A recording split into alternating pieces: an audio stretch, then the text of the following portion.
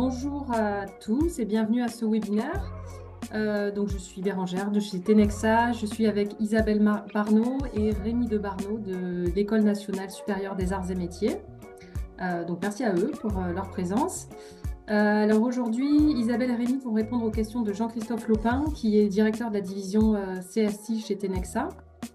Et nous allons découvrir les coulisses de la mise en place de Matrix 42 à l'ENSAM. Alors avant de démarrer, comme toujours, quelques petites précisions. Donc vos micros sont coupés.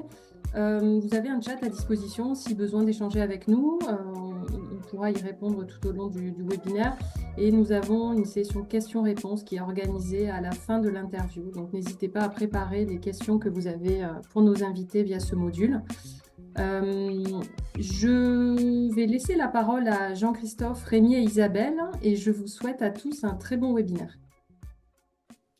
Merci Bérangère. Donc merci Rémi, merci Isabelle de nous accorder un petit peu de temps pour nous partager votre expérience de la mise en place d'un projet ITSM, voire ESM, qu'on a mené conjointement avec donc l'éditeur Matrix 42. Donc on a préparé évidemment une petite série de questions pour mener cet échange. Donc est-ce que vous pouvez nous préciser chacun votre rôle au niveau de la DSI, d'accord, quelques chiffres sur l'ENSAM, et quid de la DSI au sein de cette école, pour remettre un petit peu de contexte. Donc moi, je suis au niveau de l'ENSAM responsable informatique du campus de Bordeaux. Et au sein j'étais la responsable au sein du projet quand on l'a mené. Maintenant, je suis plus dans l'administration de la plateforme. Et moi, je suis responsable informatique du campus d'Aix-en-Provence et je suis le co-administrateur avec Isabelle de la plateforme de Matrix 42. Bon, très bien, merci. Alors justement, en parlant un petit peu de ce projet, qu'est-ce qui a amené, quelle est la genèse, on va dire, de ce projet? Qu'est-ce qui vous a amené aussi à choisir Matrix 42? Quelles sont les difficultés, les objectifs que vous étiez fixés ou les difficultés que vous avez pu rencontrer pour ce projet? Alors en fait, on avait une solution à base de GLPI et en fait, c'était plus satisfaisant ni au niveau de la DSI, ni de la gouvernance, ni des usagers. En fait, on voulait un truc beaucoup plus intuitif, en fait, une expérience utilisateur qui soit beaucoup plus agréable pour les gens. On avait aussi besoin d'une implémentation d'un centre de service et de workflow de validation, enfin plein d'éléments, voilà. Et par rapport à notre cahier des charges et notre budget, en fait, la solution Matrix 42, elle a bien convenu en fait, pour nous. Et si on peut faire juste un petit focus sur la solution, elle a bien convenu. Donc, qu'est-ce qui a fait pencher la balance? Que vous avez fait un benchmark quand même Bien sûr, oui, on a fait un état de solutions. l'art, on a fait un état de l'art assez long quand même, hein. Ça nous a pris bien 4 mois d'état de l'art facilement. Ouais, Donc on a c'est ça. évidemment étudié toutes les solutions du marché. Et en fait, Matrix, ce qui nous a plu, c'est que c'est celle qui intègre le mieux les processus utiles. Donc on avait besoin en fait d'intégration de tous les processus utiles, donc les problèmes, les demandes, les incidents, les changements, enfin, voilà, tous les processus bien connus. Et Matrix, pour nous, c'était la solution qui répondait le mieux à ça.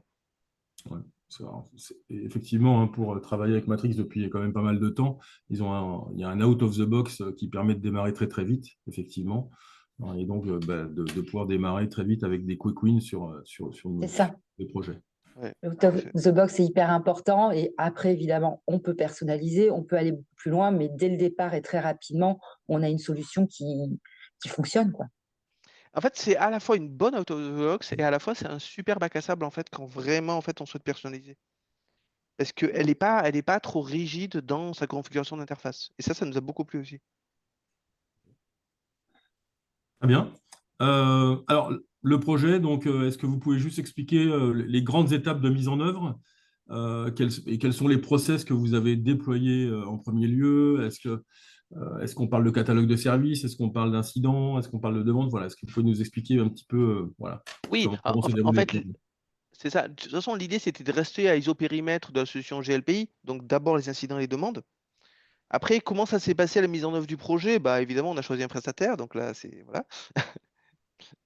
Et après, on a configuré l'interface en atelier, donc bien accompagné par le prestataire. Après, on a mis en place en fait tous les procédés de fonctionnement de la plateforme. Et on a eu aussi évidemment du transfert de compétences, voilà, qui nous a bien aidé à être totalement autonome sur la gestion de la plateforme.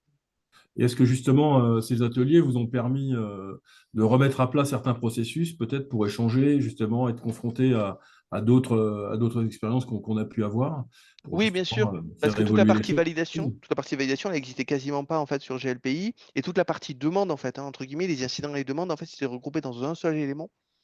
Et là, en fait, avec la mise en place de Matrix, on a pu séparer totalement les incidents et les demandes.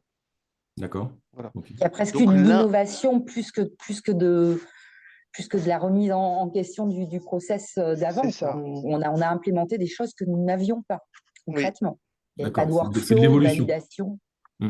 oui. Ouais, Euh, l'évolution, tout à fait. Ouais. mm. Vous étiez plutôt contraint avec l'ancien outil et là, justement, Matrix Layer 2 vous a permis de pouvoir mettre en place des choses que vous ne C'est pouviez pas faire avant, quoi, clairement. C'est ça.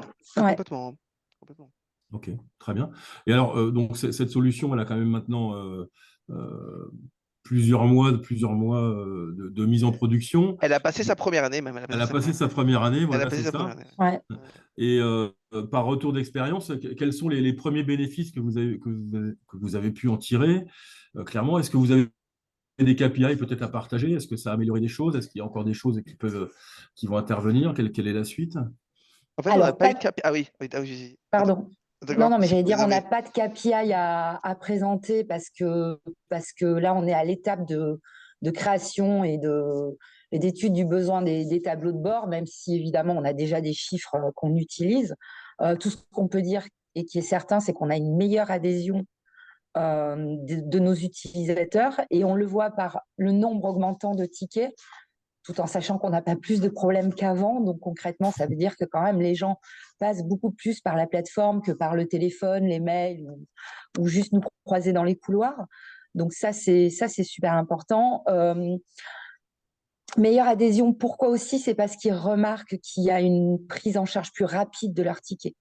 Voilà. De par la plateforme, on est en mesure, et de notre côté, la mise en place du centre de service, on est en mesure aujourd'hui de répondre plus vite et mieux je veux dire, plus de détails dans les clôtures de tickets et bah, ça incite les utilisateurs forcément à utiliser la plateforme. Voilà. Et il y a un truc aussi, c'est que on avait quand même une certaine population, on va dire les VIP, qui avaient un peu du mal en fait avec l'autre interface, Mm. avec GLPI. Et en fait là, ils ont totalement adhéré en fait à notre nouveau système de gestion de tickets, quoi. Voilà. D'accord. Donc, alors, à la fois parce que la plateforme le permet, mais aussi peut-être parce que les workflows que vous avez mis en place permettent d'appréhender un peu mieux et on va dire de résoudre plus rapidement des incidents, on va dire, somme toute courants. C'est ça. Oui, Et puis l'air de rien, il y a un côté image aussi, peut-être. Il y a un côté, l'interface est plus jolie, et donc forcément, ça joue, je crois. Quelque j'allais part. dire ça, moi. Ouais. J'allais parler bêtement de l'image, hein, mais c'est Ouais. important. Et effectivement, les workflows, ça permet aussi à un manager de prendre son rôle, d'accord, de se dire, voilà, j'ai des choses à valider. Maintenant, quand un de mes collaborateurs fait une certaine demande, je me dois de valider et d'approuver sa demande. Donc déjà, pour le manager, c'est voilà, c'est au niveau de son rôle, c'est important. Et puis, bah, concrètement, une fois qu'on a réussi à faire adhérer un ou deux VIP et qu'ils s'aperçoivent que ben, concrètement, quand ils font leur demande dans la plateforme, ça va quand même plus vite. Lui ou son assistante, ça va quand même plus vite qu'avant parce que tout de suite, on identifie la personne et on lui répond. Donc voilà, je pense que c'est un mélange de pas mal de choses quand même. D'accord.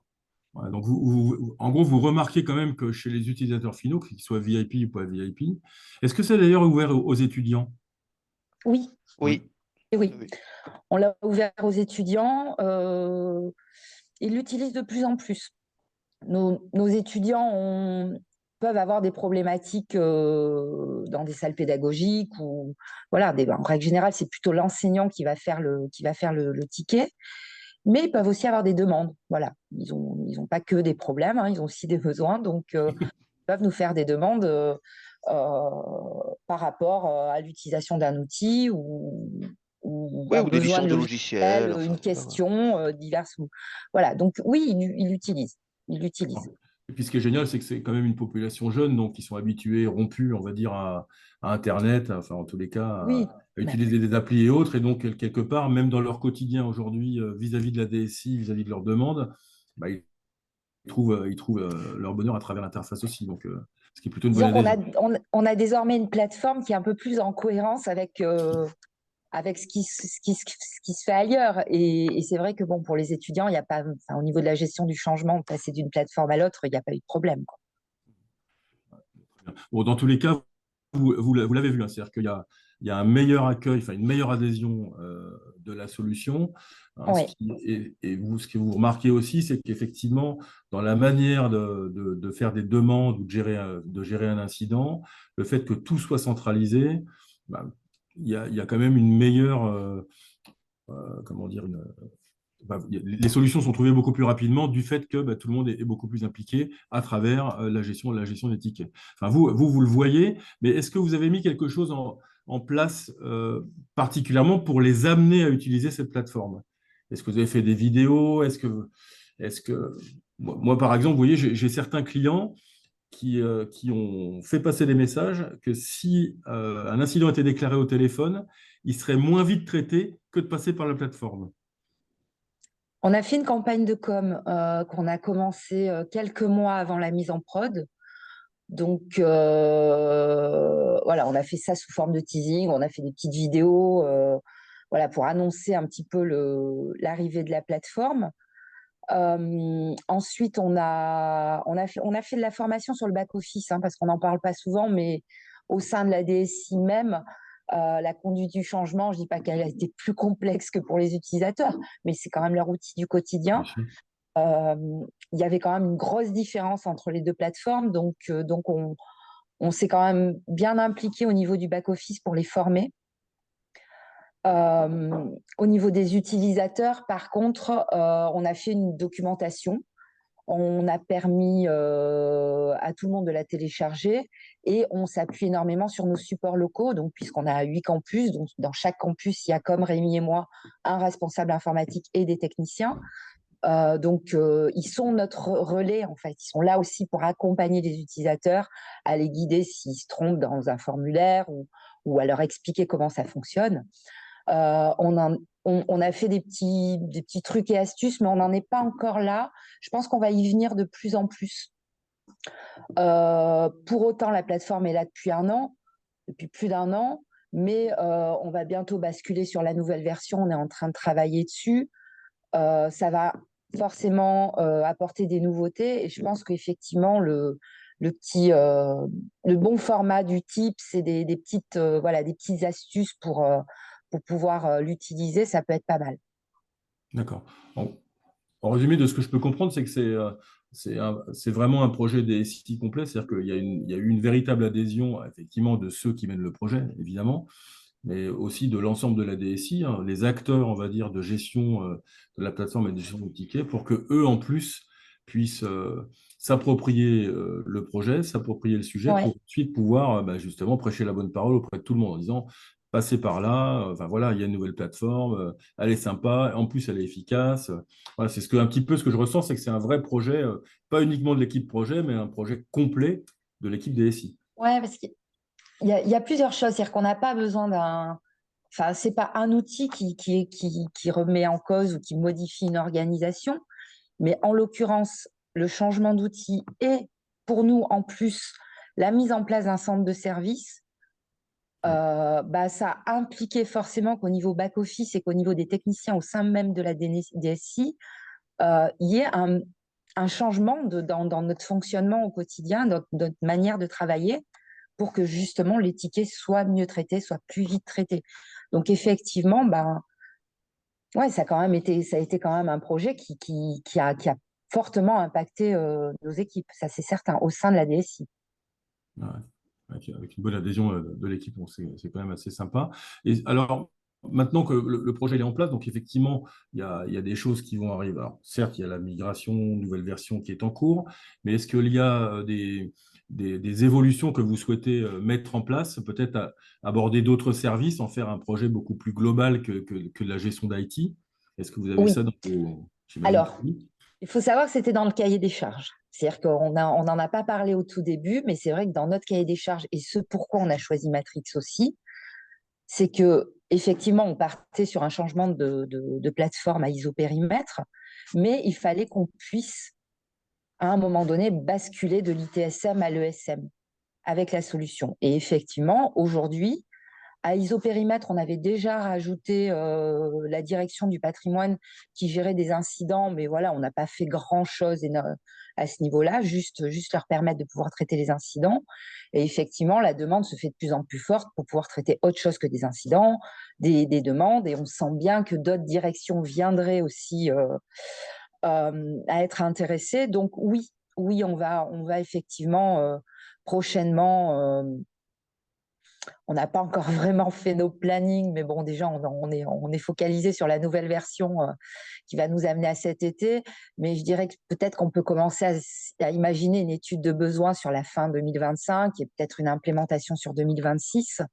Voilà, sûrement avec la direction du patrimoine dans un premier temps et d'autres par la suite. Oui, c'est effectivement le projet. Je me suis permis d'en parler, comme c'est des discussions qu'on a ensemble. Je pense que Bien sûr. c'est de toute façon la vie d'une solution ITSM. Alors certes, Matrix 42 le permet, mais en tous les cas, c'est l'objet. On démarre généralement par l'IT pour ensuite aller vers d'autres services. Et justement, comme il y a cette adhésion globale, à un moment donné, ça suscite des envies. Et pourquoi pas centraliser tout autour d'une seule et même solution. Enfin, je pense qu'on parle bien tous de la même chose. Maintenant, donc un an, ça fait un an, un peu plus d'un an d'ailleurs. Avec le recul, donc quelles sont les leçons principales que vous avez pu tirer de ce projet? Est-ce qu'il y a des choses que vous auriez fait différemment? Est-ce qu'il y a des écueils que vous avez rencontrés? Des écueils, bon, il y en a dans tous les projets, des écueils, hein, ils peuvent être divers et variés. Ce qui est certain avec le recul, c'est que on s'aperçoit qu'on est une équipe qui est... Bon, l'équipe est trop petite, hein, qu'elle a été déjà trop petite au niveau du projet, mais que même là, aujourd'hui, au niveau de l'administration, c'est quand même assez chronophage. Administrer une plateforme comme ça, c'est quand on le fait à notre niveau à nous, hein, c'est-à-dire qu'au niveau de personnalisation et de changement, et puis quand même par rapport à la taille de notre école, ça demande beaucoup de temps. Et Rémi et moi, on a un autre métier hein, quand même au quotidien. Donc on n'est pas trop de deux. Enfin voilà, là, on envisage d'être trois. Hein, donc, on est en train de former un de nos collègues, ne serait-ce que pour l'administration d'outils. Après, effectivement, au niveau du projet, on aurait pu être on aurait pu, je pense, être plus rapide si on avait été plus nombreux, c'est certain. Ça, c'est certain. On aurait pu améliorer notre com interne, faire plus de copiles en interne, peut-être justement pour pouvoir remarquer certaines petites problématiques qu'on ne voyait pas nous parce qu'on était un peu la tête dans le guidon hein, dans notre projet à avancer avec nos plannings. Donc voilà, donc aujourd'hui, on s'aperçoit qu'être deux, puisque c'est ce qu'on est, hein, voilà, moi je parle plus enfin je me sens plus chef de projet, le projet il est terminé pour moi, il repart sur peut-être voilà l'implémentation en ESM, etc. Mais voilà, on administre tous les deux la plateforme, ça ne nous permet pas avec ce qu'on a à faire le reste du temps de vraiment apporter des améliorations et des innovations rapidement. Donc voilà, donc clairement, dès le départ, il faut se rendre compte pas du fait qu'il faut que derrière il y ait une équipe d'administration forte, mais de savoir ce qu'on veut faire. C'est vraiment de se dire qu'est-ce qu'on veut faire de l'outil, où est-ce qu'on veut aller avec la plateforme et pouvoir bien se rendre compte que les gens vont devoir y passer du temps parce qu'elle est simple à mettre en place, mais que quand on veut rentrer dans le vif du sujet, comme dit Rémi, vraiment utiliser le bac à sable, c'est chronophage parce que c'est bien aussi, hein, parce que ça nous plaît et que voilà, on est dedans et que voilà. Donc c'est pas vraiment des écueils, mais c'est que voilà, se rendre compte que ça prend un peu plus de temps que ce qu'on le veut. Pour avoir participé un petit peu quand même avec l'équipe de consultants, aujourd'hui, le projet, en gros, il a été mis en prod au bout de 6 mois, hein, d'accord? Donc, ce qui n'est pas non plus énorme hein, en termes de timing. Et si on prend, alors la problématique, effectivement, c'est que on avait des petits bouts d'Isabelle, des petits bouts de Rémi, et quelque part avec l'accompagnement des consultants.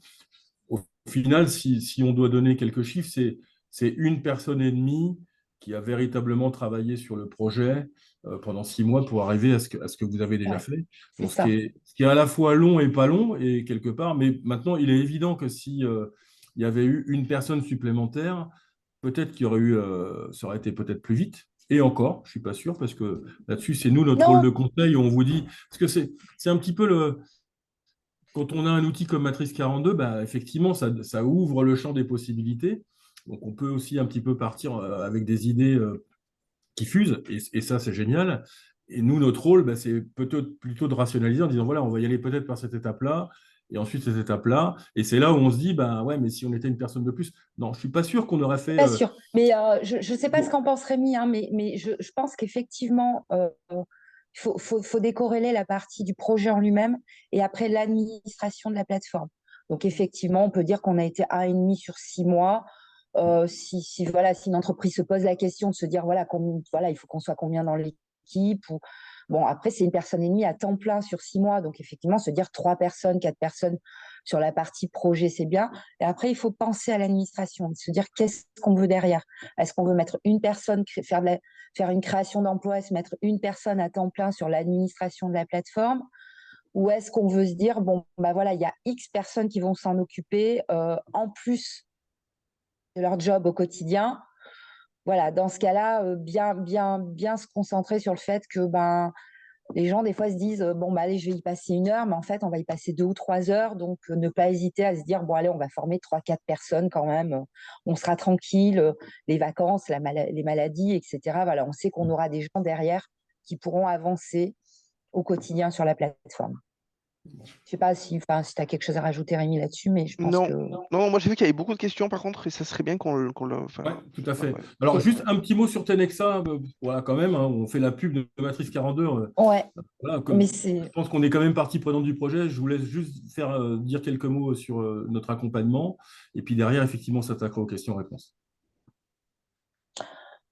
Nous, ce qu'on a apprécié chez Tenexa, c'est que vous avez compris notre besoin dès le départ. Vous avez compris qu'on avait besoin d'être autonome sur ce projet. Voilà, concrètement, on a la solution on-premise chez nous. Aujourd'hui, on la gère très bien et on sait pouvoir apporter la plupart de nos modifications seuls.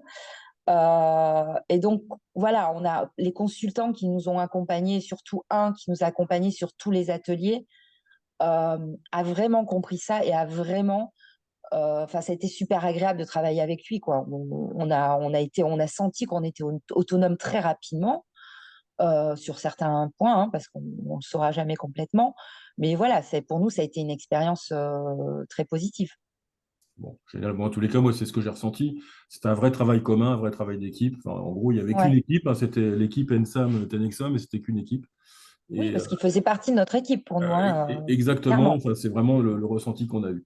Bon, en tous les Ouais. cas, merci, merci pour ça. Bérangère, je te Et laisse sur la merci pour vous partie pour votre aide questions. aussi sur le projet. Merci, Rémi, c'est gentil. Et on n'a pas Oui. fini de travailler ensemble en plus, hein, avec tout ce que vous Non, avez non, non, développé. non. C'est clair.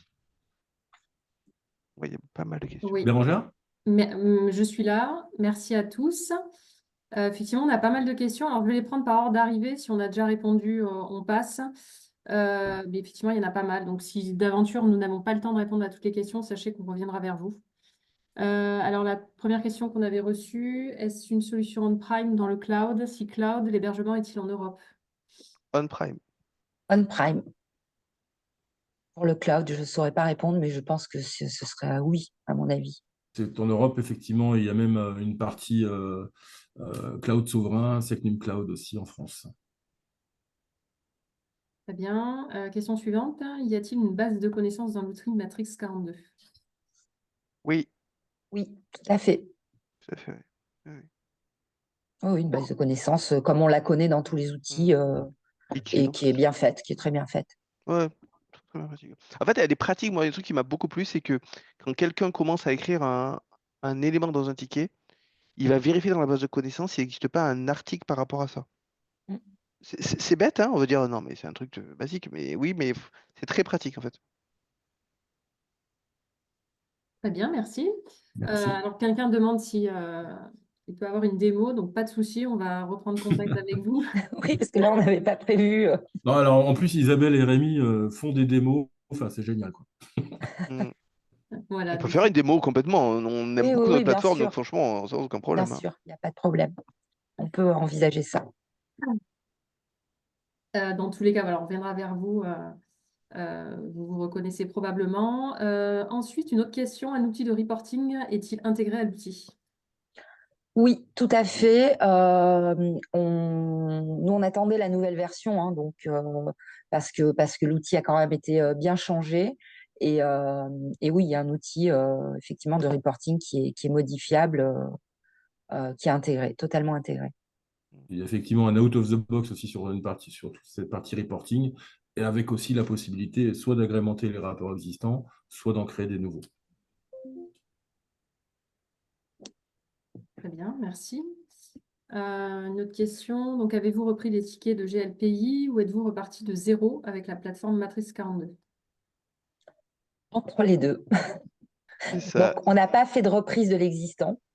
Ce qu'on a fait, c'est qu'on a fait travailler nos équipes nationales pendant 2 mois avant la mise en prod pour qu'un maximum de tickets soient clôturés, que voilà, on parte avec une base la plus légère possible. Et on a repris les tickets, les seuls tickets qui restaient, qui étaient ouverts le jour de la mise en prod de la solution, en sachant que nous, en interne, on a toujours gardé quand même notre base de tickets, notre ancienne base de tickets quand même en référence si besoin. Mais on est quand même plutôt parti from scratch avec voilà, juste la ressaisie de quelques tickets existants qui ne pouvaient pas être clôturés entre la C'est bascule. généralement ce qu'on préconise, hein. On laisse, on va dire, l'ancienne version finir sa vie, entre guillemets, hein, en ayant repris simplement l'essentiel, hein, pour démarrer effectivement tout de suite sur tout ce qui est création dans la nouvelle solution. C'est généralement aussi ce qu'on préconise, nous, de notre côté. Très bien, merci. Alors, une autre question, on l'a abordée tout à l'heure, il me semble. Êtes-vous autonome dans la création de vos workflows? Oui, Totalement, totalement. Totalement autonome. totalement. Et voilà, c'est ce Autant qu'on de souhaitait. validation que d'approvisionnement. Parce qu'il y a Ouais. 2 types de workflow quand même dans la plateforme. Il y a un petit complément, maîtrise de Workflow Studio. Ça vous parle peut-être? Oui, Oui, c'est ça. oui, oui, C'est avec, oui. c'est avec Workflow Studio, tout à fait. Qu'on fait tout. Et oui, on maîtrise. Alors après, évidemment, on reste dans notre autonomie. On n'en fait pas tous les jours. Hein, donc, je veux dire, des workflows ultra compliqués, il faudrait qu'on se pose un petit peu. Ça nous prendrait peut-être une journée. Mais bon, voilà, au début, on s'est basé sur les workflows qu'on a créés avec le consultant. Et petit à petit, voilà, en les reproduisant, en les modifiant et en les améliorant, voilà, on est devenu autonome. Donc oui, il y a aucun souci à ce niveau-là. Ok, très bien, merci. Alors, notre question, 2 questions en une. Combien d'ateliers de configuration avec le prestataire a-t-il fallu mettre en place? Et Euh, combien de tickets en moyenne par mois par le temps? Voilà. Alors, combien d'ateliers? Je crois 6, il me semble. 5 ou 6? Moi, je crois que on c'est a ça, fait ouais. un atelier Ouais. par process, Ouais, c'est un ça. atelier par process, mais c'était des ateliers de plusieurs jours quand même. Hein. Ouais, Mais voilà, on avait fait un atelier sur les incidents, sur les demandes, enfin voilà, sur chaque process ouais. atelier de quelques jours à chaque Les fois. Je crois qu'il y en a eu actifs. 6. Ouais, Ouais, 6. Ouais. il me semble qu'il y en a eu 6 en tout. Ouais. Ouais. Il me semble qu'il y en a eu 6. 6 de 2 jours à peu près à chaque fois, hein, il me semble là. 2, Ouais, c'est 3 ça. jours max pour certains. Ouais, voilà. Ouais, voilà. Euh, Très bien. Alors, je vous propose, alors, il y a vraiment beaucoup de questions, donc je voudrais plutôt respecter le timing. Il y en a, je ne peux pas les dérouler toutes. Donc, on va peut-être Il y clôturer. en a certains auxquels on peut répondre très vite. Hein. Notre taille de la DSI, on est 50, répartis en 3 domaines, infra, études et développement et support. Ah, il y a pourquoi le choix de on-premise? Ah, voilà, ça, c'est une question un peu plus longue en fait, mais pourquoi le choix de on-premise? Parce que en fait, on tient en fait à. En fait, on veut pas de coût de location en fait à l'école. On y tient.